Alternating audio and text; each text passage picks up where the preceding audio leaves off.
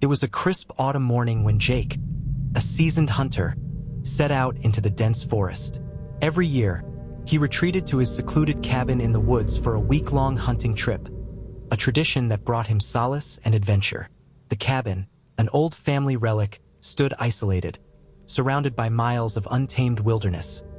Jake relished the tranquility, the silence broken only by the rustling of leaves and the occasional call of wildlife. On the second day, he ventured deeper into the forest, aiming to track down a large buck he'd spotted earlier. As he moved silently through the underbrush, his instincts told him he was not alone. He stopped, listening intently. The forest was still unnaturally so. Then, a sound broke the silence. A low, guttural growl, unlike anything he had heard before. Turning slowly, he scanned the trees but saw nothing. Shaking off the unease, he continued on his path. The growl echoed again, closer this time. His heart pounded as he quickened his pace, heading back toward the cabin. The feeling of being watched intensified with every step. Reaching the safety of the cabin, he barred the door and peered out the window. The forest seemed normal, but he couldn't shake the feeling of dread. That night, as he lay in bed, the growl returned, resonating through the walls of the cabin. Jake grabbed his rifle and flashlight, stepping onto the porch. The beam of light cut through the darkness, revealing nothing but shadows. Then, from the edge of the clearing, two glowing eyes stared back at him. They were too high off the ground to be any animal he recognized. Fear gripped him as the eyes moved closer, and the growl deepened into a snarl. Jake fired a warning shot, but the eyes didn't flinch. In a panic, he retreated inside, locking every door and window. The growl persisted, circling the cabin, accompanied by heavy footsteps. Whatever it was toying with him. Jake spent the night in terror, the creature's presence palpable until dawn. As the first light of morning seeped through the trees, the sounds ceased. Exhausted but determined, Jake packed his belongings, vowing never to return to the cursed cabin. As he drove away, he glanced in the rearview mirror. For a fleeting moment, he saw a tall, shadowy figure standing at the tree line, watching him leave. Jake couldn't shake the unsettling memory of the shadowy figure as he drove back to the nearest town. He tried to convince himself it was just his mind playing tricks, but deep down, he knew what he had experienced was real. He needed answers, and the local library seemed like a good place to start. The town's library was small, nestled in an old brick building that looked as if it had stood the test of time. Jake approached the librarian, an elderly woman with a kind smile and sharp eyes. "Excuse me," he began. "I'm looking for information about the woods around here, specifically any strange occurrences or local legends." The librarian's smile faded slightly. "The woods, you say? Many strange tales surround those parts. What exactly are you looking for?" Jake hesitated but decided to be straightforward. "I stayed in an old cabin deep in the forest. Last night, something was out there. It didn't seem like an ordinary animal. I thought it might help to learn more about the area." The librarian's expression turned serious. "You must be talking about the Black Hollow Woods. If you dare to venture that deep, let me show you something." She led Jake to a dusty corner of the library, where old town records and folklore books were kept. Pulling out a weathered volume, she flipped through the pages until she found what she was looking for. "Here it is," she said, pointing to an old newspaper article. "The story of the Harlow family." Jake read the article, which recounted the tale of a family that had settled in the woods over a century ago. They were reclusive and rarely came to town. One winter, they stopped coming altogether. When townsfolk went to check on them, they found the cabin abandoned, the family's belongings still inside. No trace of the Harlows was ever found. The article went on to describe sightings of a tall, shadowy figure with glowing eyes, believed by some to be the spirit of Thomas Harlow, the patriarch who had gone mad in isolation.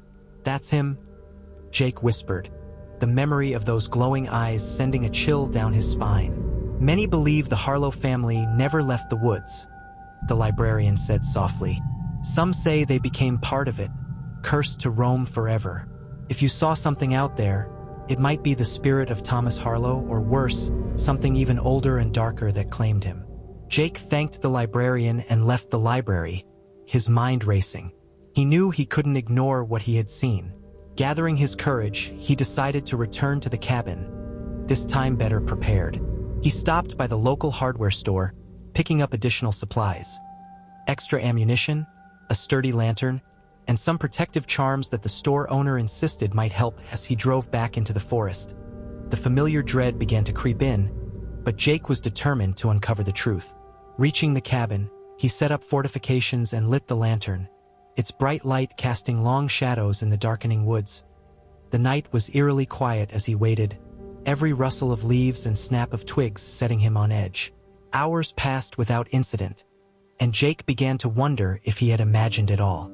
Then, just as his guard was lowering, the growl returned, deep and resonant, vibrating through the walls of the cabin.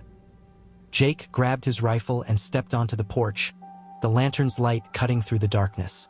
The glowing eyes appeared again, but this time, they were accompanied by a low, menacing laugh.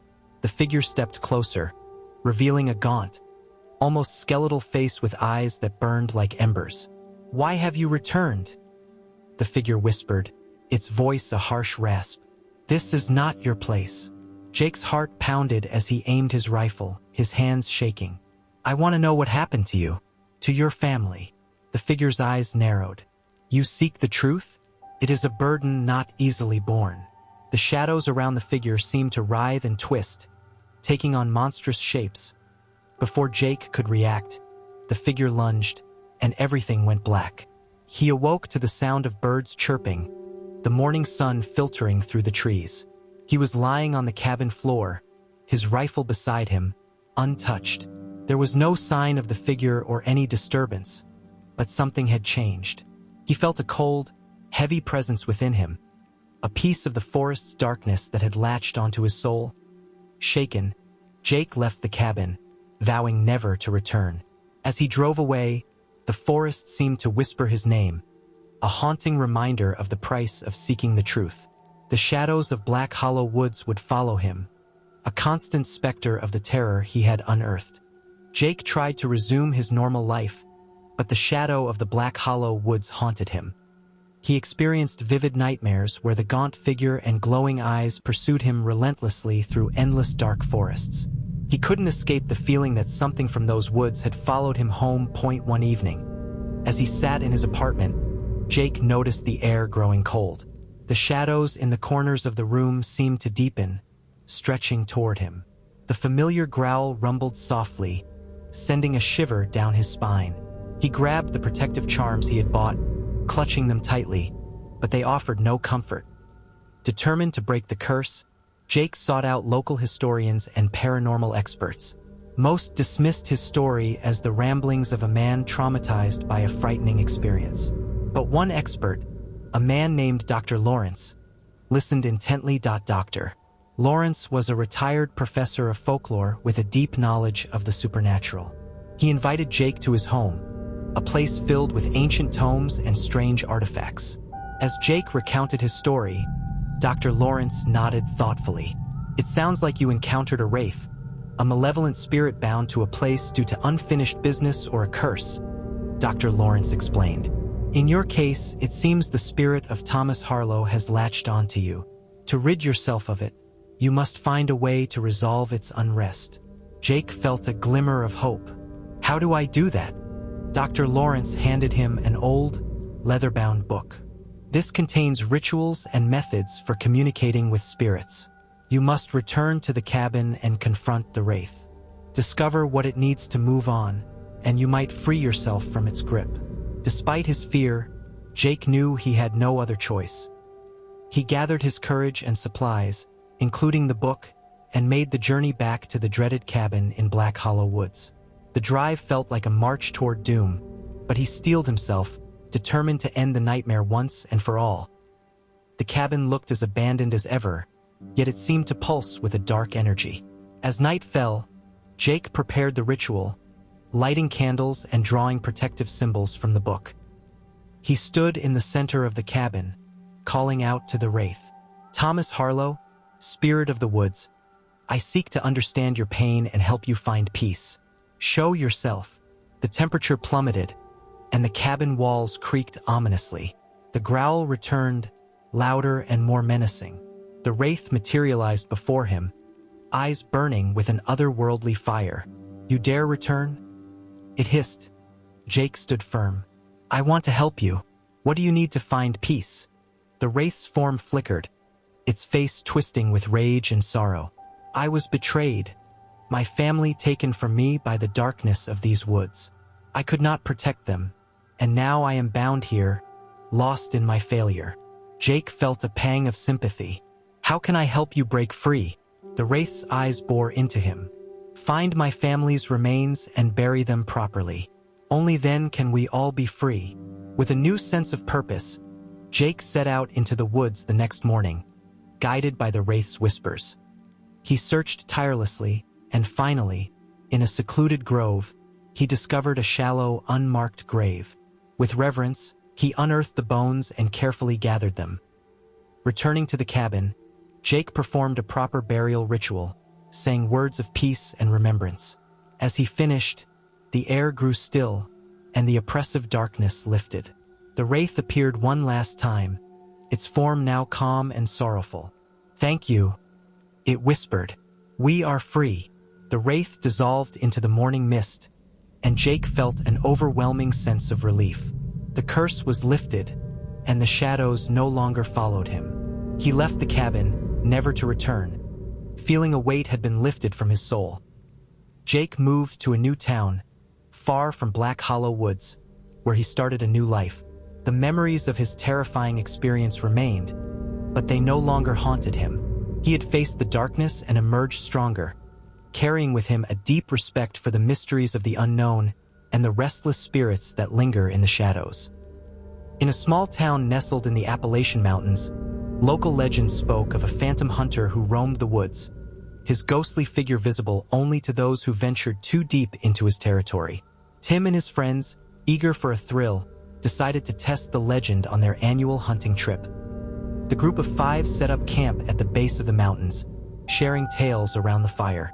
As night fell, the conversation inevitably turned to the phantom hunter. According to legend, he was a skilled hunter who had gone mad, stalking and killing anyone who dared enter his domain. The thought sent shivers down their spines, but they laughed it off as mere folklore. The next day, they split into pairs to cover more ground. Tim and his friend Mike took the Eastern Trail, known for its dense thickets and abundant game. Hours passed without incident until they came across a series of peculiar tracks. Large, human-like footprints that seemed to appear and vanish inexplicably. Intrigued, they followed the tracks deeper into the forest. The air grew colder, and an eerie silence enveloped them. Suddenly, Tim spotted a figure in the distance. A man, dressed in ragged hunting gear, standing perfectly still. Tim called out, but the figure did not respond. Instead, it slowly raised its rifle, aiming directly at them. Fear gripped them as they realized the figure wasn't solid. It shimmered like a mirage. They bolted, running blindly through the woods, the phantom hunter's footsteps echoing behind them. Breathless and disoriented, they stumbled upon an old, overgrown cemetery. The tombstones were weathered and broken, but one name stood out: James Hathaway. The phantom hunter. Tim's heart sank as he read the inscription. James Hathaway had died over a century ago. The sound of footsteps grew louder, and they turned to see the phantom standing at the edge of the cemetery, his eyes glowing with a malevolent light. They fled back to camp, where their friends were waiting, equally spooked by strange encounters of their own. The group decided to cut their trip short. As they packed up, Tim noticed a rusted rifle leaning against a tree, exactly where they had first seen the phantom. The air grew heavy, and a chill ran down his spine. They left the mountains, vowing never to return. Tim and his friends left the mountains with a heavy sense of dread hanging over them. The encounter with the phantom hunter had shaken them to their core, but Tim couldn't let it go. The name James Hathaway echoed in his mind, and he knew he had to find out more about the legend to put his fears to rest. Back in town, Tim visited the local historical society. The archivist, a woman named Alice, was intrigued by his story and agreed to help him research the history of James Hathaway. They pored over old records and dusty books, piecing together the tragic tale. James Hathaway had been an esteemed hunter in the early 1900s, renowned for his skills and bravery. But one fateful winter, his family had perished in a devastating avalanche while he was away on a hunting trip. Consumed by grief and guilt, Hathaway disappeared into the mountains, never to be seen again. Local legends claimed his spirit remained, cursed to wander the woods in eternal torment. Alice found a handwritten journal among the archives, believed to be Hathaway's. The final entry was chilling. "I hear their voices in the wind, calling me.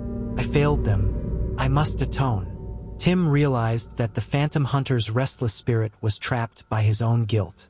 Determined to help, he devised a plan to return to the mountains and perform a ritual to free Hathaway's spirit. He shared his plan with his friends, who reluctantly agreed to join him, their loyalty outweighing their fear. Equipped with supplies and the journal, the group set out once more into the Appalachian wilderness. They trekked to the old cemetery where they had first encountered the phantom. As night fell, they prepared the ritual, lighting candles and arranging personal items from the journal. Tim began to read from the journal, speaking to the spirit of James Hathaway. "James, we know your pain. We know you seek redemption. We are here to help you find peace." The temperature dropped suddenly, and the wind howled through the trees. The phantom hunter appeared at the edge of the clearing, his eyes glowing with a mix of rage and sorrow. He took a step forward, his form flickering. "You cannot help me," the phantom hissed. "I am bound to this torment." Tim stood firm, holding up the journal. "We can. Your family doesn't blame you, James. They want you to be free. Let us help you find peace." The phantom's form seemed to waver, his eyes softening. I don't know how." Alice, who had been silently observing, stepped forward. "Let us guide you. Release your guilt and join your family." Together, they completed the ritual, invoking words of peace and forgiveness. The air grew still, and the phantom hunter's form began to dissolve. His eyes, no longer burning with anger, reflected a deep, sorrowful relief. "Thank you," he whispered, his voice barely audible. "I can see them now. They are waiting for me." With those final words, the phantom hunter faded into the night, his presence lifting from the forest like a dark veil. The group felt a profound sense of calm wash over them. The air seemed lighter, the oppressive atmosphere gone. Tim and his friends made their way back to town, knowing they had done something truly significant. They had freed a tormented soul and brought peace to a haunted land. The legend of James Hathaway would live on, but now it would be a tale of redemption rather than fear in the years that followed. Tim often thought about that night in the mountains. He knew they had made a difference, not just for James Hathaway but for anyone who ventured into those woods. The phantom hunter's spirit had found peace, and so had Tim, having faced the unknown and emerged with a deeper understanding of the power of forgiveness and the importance of confronting one's fears. And so, the woods were quiet once more, no longer echoing with the haunting footsteps of a tormented soul, but instead whispering tales of redemption to those brave enough to listen. Years ago, in the remote Alaskan wilderness, a hunter named Dan set out for a solitary trip, seeking the thrill of big game. The landscape was breathtakingly beautiful but unforgiving, with its vast expanse of snow-covered terrain and biting cold. Dan was well prepared, having years of experience under his belt. On the fourth day, while tracking a moose, Dan noticed something unsettling. His own tracks were being followed. At first, he dismissed it as paranoia, but the feeling of being watched grew stronger. That night, as he sat by his campfire, he heard faint whispers carried by the wind, indistinct but chilling. Determined to uncover the source, Dan stayed awake, his rifle ready. Hours passed, and just as he began to drift off, he heard it, a soft, almost imperceptible crunching of snow. He strained his eyes in the darkness, catching a glimpse of a shadowy figure moving silently between the trees. Dan called out, but the figure disappeared. The next morning, he found fresh tracks circling his camp, confirming his fears. Someone or something was stalking him.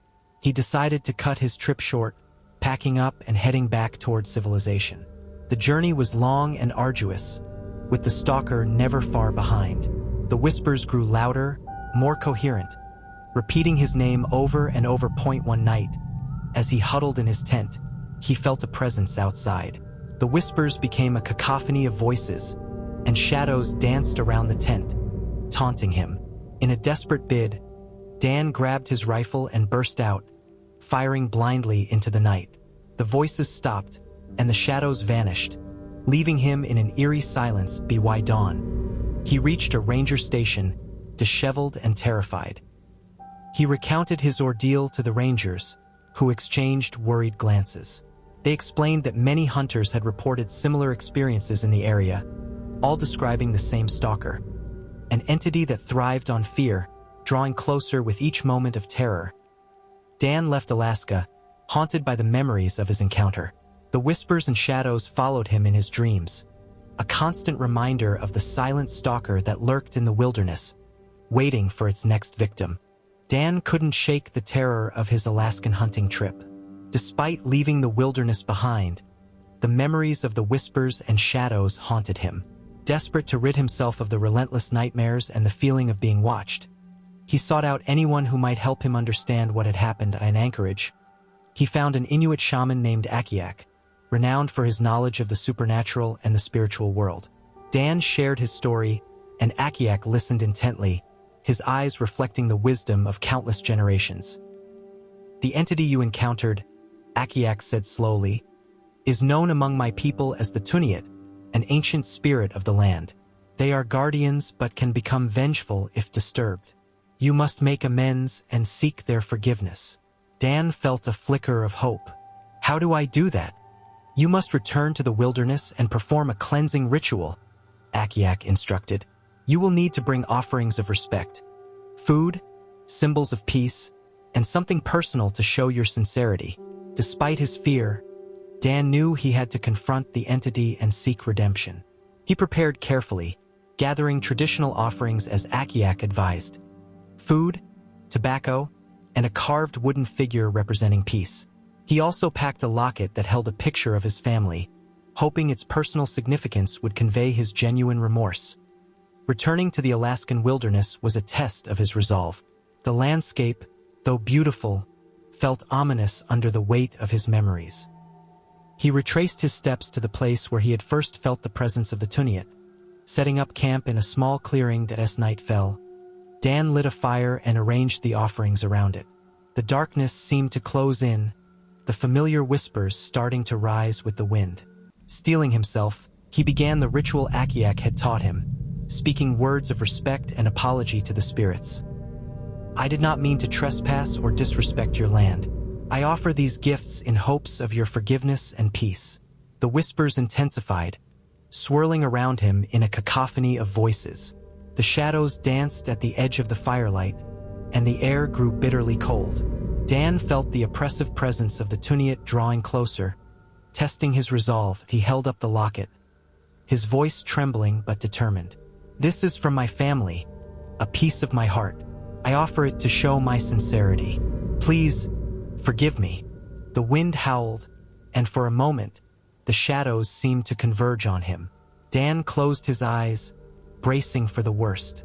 Then, as suddenly as it began, the chaos stopped. The air grew still, and a profound silence enveloped the clearing. When Dan opened his eyes, he saw a faint, shimmering figure standing before him. The Tuniat's eyes, once filled with anger, now reflected a deep, ancient sorrow.